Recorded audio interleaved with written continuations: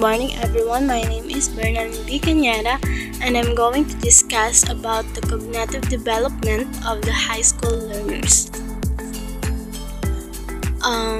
Learning outcomes.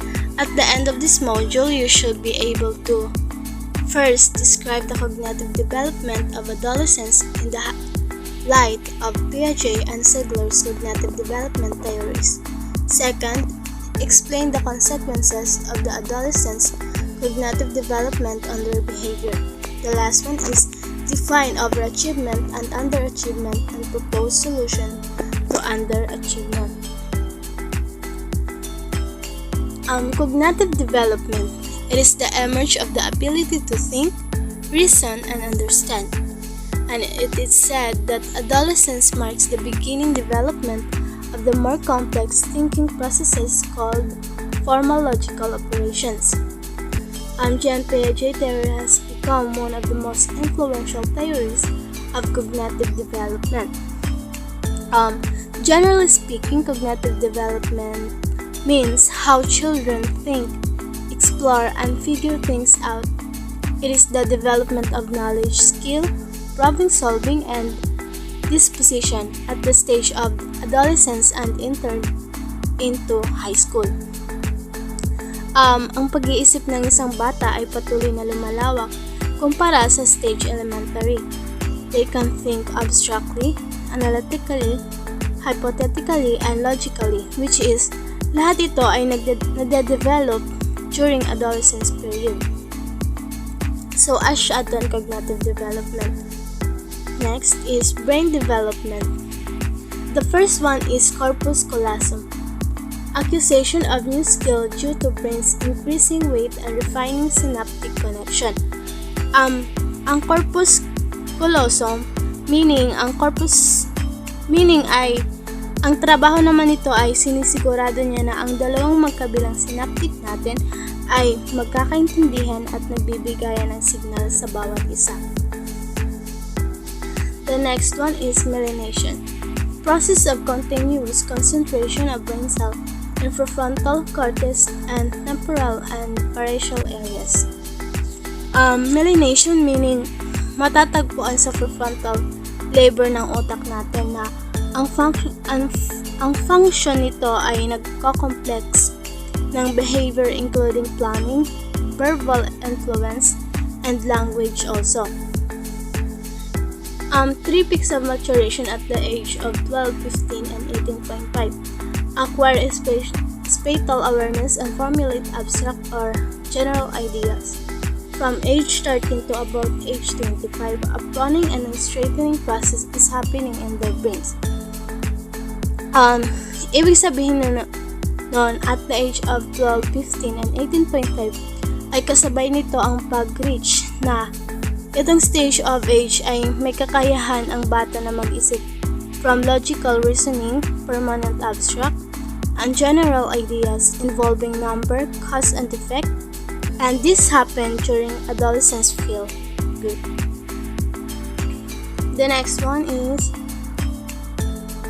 sa teorya ni Piaget ay napakahalaga nito upang maintindihang lubos ang pag-iisip ng isang bata, which is nag-formulate siya ng formal operational thinking na lubos malaman kung paano mag-isip ang isang bata. So, dito sa formal operational thinking ay papag-usapan ng high school learner kung paano sila mag-process ng promotion, the way mag-isip sila, and so on. Therefore, sa theories ni Piaget propose siya ng 3 types of formal operational thinking. Ito ay, the first one is propositional thinking, assertion of outside visual evidence.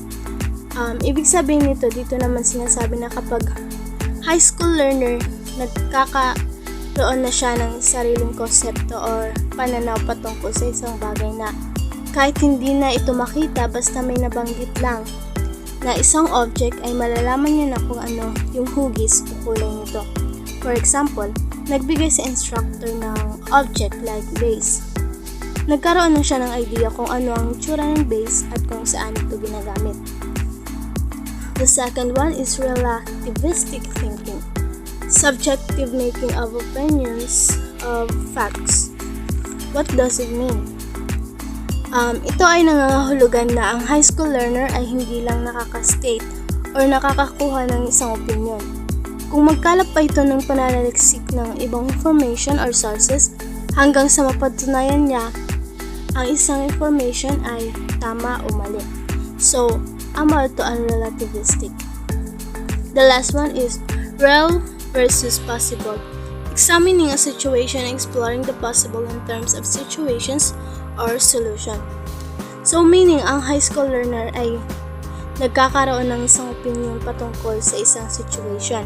For example, sa group reporting, kung ano ang sinabi ng leader, hindi lang dyan mag-a-agree doon, kundi meron din siyang sasabihin or opinion patungkol sa topic. So, amo ato, unreal versus possible. Next, for Piaget, one indication of formal operational thinking is the ability of adolescent thinker of combinational analysis, which is he's taking back the effects of several variables in a situation, testing one variables at a time, and not randomly. For example dito, experiment, diba? Sa experiment, hindi lang ginagamit or ginagawa at once. Meron siyang first trial, second trial, until hindi ito mag-success. Sa experiment doon, hindi lang isang element ang napapaloob. So, andyan palagi ang nagko-combine kayo ng elements. So, dito na makikita ang sinasabing combinational analysis dahil inaalam niya ang isang bagay. So, moving on. Ziegler's information processing skill. He sees cognitive growth as a stage of development but more of a sequential accusation, specific knowledge, and strategies for problem solving. Based kan Robert Ziegler ay nakafocus siya sa environment ng student kung paano ba mag-isip ang isang estudyante through his environment. So sa kanyang theories na figure out niya na ang pag-iisip ng estudyante as high school ay mas mabilis kumpara sa elementary level. In his experiment, he uses role models in relation to balance, weight, distance, conflict weight, conflict distance, and conflict balance problems. Thereupon, adolescents may show the following. The first one is speed in information processing. So, ibig sabihin, ang high school student ay mabilis mag-process ng information unlike elementary level. The second one is complexity. And the last one is increased volume of information processing. Next is, so let's proceed to the metacognition. Metacognition is defined as cognition about cognition, or knowing about knowing. It comes from the root word meta, meaning behind. This is the ability to think about thinking. So what does it mean? So, ibig sabihin ito ay tumutukoy sa sariling kakayahang mag-isip, umunawa, gumawa sa pansariling kilos na patuloy na nananaliksik, and hindi ito nag-i-state sa isang information lamang. Information processing trends. The knowledge acquired through experience is stored in long-term memory and become declarative procedural. Learners are aware of their poor memory, ability to acquire an increased amount of knowledge and skill. Next, overachievers. Achievement and IQ tests are standard measurements of the learner's abilities as well as potential for success in given areas. In many societies, students who get IQ scores that place them in the top 3 and 5% on the bell curve are considered as gifted. Still, those whose IQ tests are not in the 3 and 5% on the bell curve may actually achieve very high academic grades. So, meaning sila yung mga estudyante na napapaloob ang kanilang intelligence sa percentage sa IQ test, na meron tayong percentage IQ na kapag ang bata ay papasok sa top 3 and top 5 ay kinukonsider sila na gifted students. Sila yung mataas ang grades ang top students sa klase. So, asya aton overachievement. Characteristic of overachievers. The first one is positive self-value. So, sila yung may self-esteem, confidence, and optimism. Mapapansin natin yung overachievers, sila yung nagtataas ng kamay sa klase at nag-ooral. The second one is openness to authority. Sila ang responsive sa mga expectation ng mga guro pati ang parents nila. The third one is positive interpersonal relation. Sila yung responsive and sensitive sa mga feelings ng iba. The fourth one is less conflict on issue of self-autonomy. Mapapansin natin ang overachiever students, sila palagi yung nagli-lead and nag-initiate at malaya silang gumawa ng sariling choices. The fifth one is academic-oriented, goal-oriented, and the last one is control over anxiety. So, underachievers. Individuals whose performance are below the measured IQ levels are called underachievers. In spite of possible potential to learn and scores in the top quarter on measured academic ability, their grades are below their measured aptitudes for academic achievement. Meaning, in basic term, underachievement is seen as a description see between a student academic potential and how he or she is actually performing in school. This potential revealed through a performance or intelligence and achievement does as well as observational impact. Sila yung mga bata na hindi umaabot sa IQ test it-era percentage. Het-era kakayahan means the measure of academic ability, their grades are below their measured aptitude for academic achievement. So we have two types of underachiever. The first one is withdrawn underachievers are described as having a more pronounced tendency to be passive, their overt behavior being submissive and docile. And withdrawn, this the children who feel bored and does not interest and do not try in school. They follow school rules but are usually not participating members of a classroom. The second one is aggressive underachievers.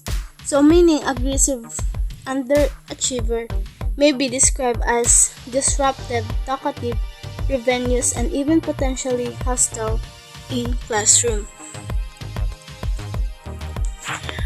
The possible and adolescent's behavior during cognitive growth. The first one is egocentrism. This is the tendency among adolescents to think too much of themselves, such as to be sensitive to social acceptance of their appearance, actions, feelings, ideas, and etc. And the idealism naman is the adolescence opens thought on the possible and avenue to possibly imagining what is far-fetched and less ideal to situation at home, in school, and in society. Imagining the world of the impossible as utopia or heaven on earth. The adolescents may become discouraged as social realities. For example, family discords fall short of the ideal. And developing occupational skill. Generally, the high school curriculum tends to focus on academic cognitive learning, neglecting attention to occupational skill. In the Philippines, there is evidence that high school graduates lack skills to directly enter a labor sector. Generally, college education is viewed as the path to occupation and careers in life. Unfortunately, even college graduates are viewed to lack occupational skills needed for employment in the present-day commercial and industry sectors. Today, experts believe that high school can go more along the area of developing occupational skill than they are providing adolescent students in high school. It is important, therefore, at least to guide students on their future career choices to view how personality type match occupational interests and potential skills.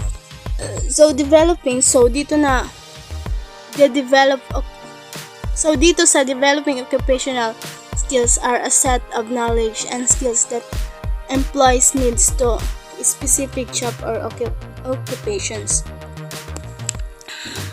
John L. Holland, he an entire of careers and vocational choice based upon personality types.